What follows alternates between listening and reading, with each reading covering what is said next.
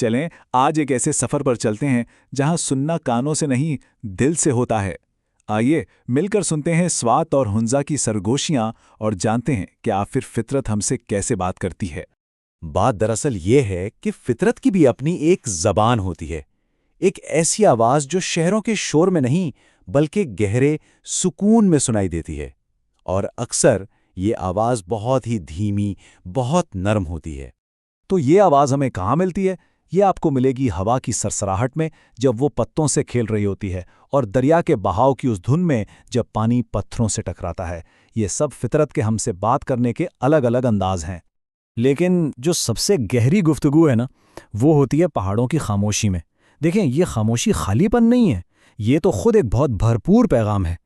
एक ऐसी खामोशी जिसमें कायनात के न जाने कितने ही राज छुपे हैं।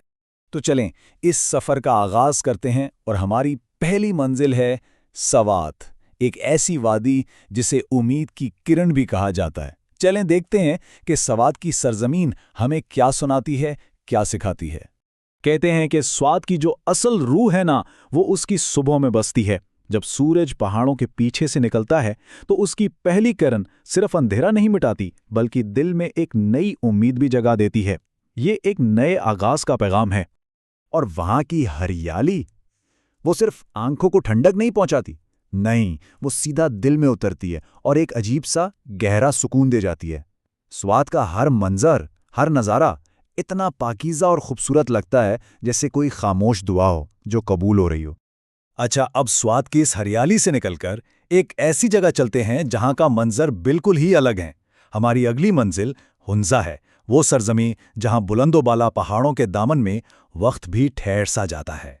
देखें, हुंजा की असल पहचान तो उसके वो दियो-कामत पहाड़ हैं। और ये सिर्फ पत्थर या बर्फ नहीं है, ये तो अजमत की, इस्तिकामत की एक जिंदा मिसाल हैं। इन्हें देखकर इंसान को अपनी हकीकत और इस कायनात की वुसअत का एहसास होता है। और इन पहाड़ों के बीच हुंजा की झीलों का नीला शफाफ पानी, इस पानी में इतनी गहराई है, इतना ठहराव है कि वो देखने वाले के सीधा दिल में उतर जाता है। ऐसी जगह आकर लगता है कि जिंदगी की जो भागदौड़ है ना, वो जैसे कहीं पीछे रह गई है, और वक्त जैसे बस थम सा गया है। तो सवाल ये है कि स्वात और हुंजा, ये दो अलग अलग दुनियाएं हमें सिखाती क्या हैं?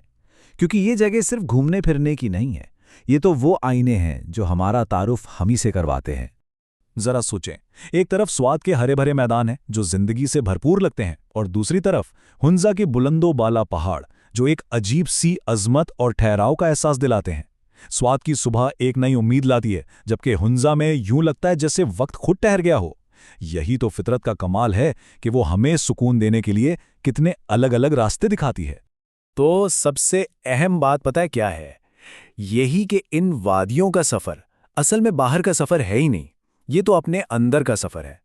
इनकी खूबसूरती हमें अपने अंदर झांकने पर मजबूर करती है, और हम खुद को एक नए जाविये से पहचान पाते हैं। तो फिर इस सारे सफ़र से, इस तजर्बे से हमने सीखा क्या? आखिर फितरत की इन सरगोशियों में जिंदगी के कौन से गहरे सबक छुपे हैं? चलें जरा देखते हैं। यूँ समझें कि दो बहुत बुनियादी सबक हैं। पहला तो ये कि असल खूबसूरती सादगी में है, और दूसरा ये कि खामोशी का मतलब कुछ ना होना नहीं होता, बल्कि उसमें वो गहरी बातें छुपी होती हैं जो शोर में कभी सुनाई नहीं देती। और आखिर में इन सारी सरगोशियों का जो निचोड़ है वो बस इतना सा है कि जिंदगी की असल खूबसूरती कुदरत के करीब होने में ही है, हर लम्हे को पूरी तरह जीने में और उस पर शुक्र अदा करने में है। तो ये सिर्फ एक कहानी नहीं, बल्कि एक दावत है, एक दावत कि हम भी इन वादियों की आवाज़ सुनें, इनकी खामोशी को समझने की कोशिश करें, और इस तजुर्बे से अपने दिलों को एक नई रोशनी से भर लें। क्योंकि फितरत की ज़बान सीखने का ये सफ़र, ये कभी ख़त्म नहीं होता, ये तो अभी शुरू हुआ है।